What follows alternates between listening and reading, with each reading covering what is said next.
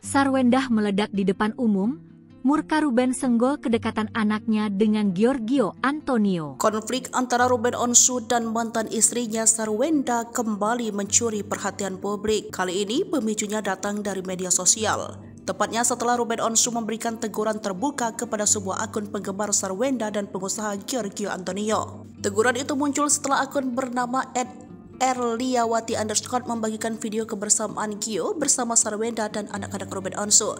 Dia selalu hadir di saat suka dan duka, tulisnya pada Sabtu 1 November 2025. Presenter tersebut langsung menuliskan komentar yang bernada teguran.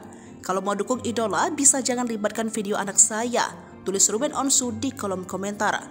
Tak berselang lama, Sarwenda pun muncul memberikan tanggapan. Dia menilai teguran Ruben Onsu seharusnya disampaikan secara pribadi, bukan di ruang publik.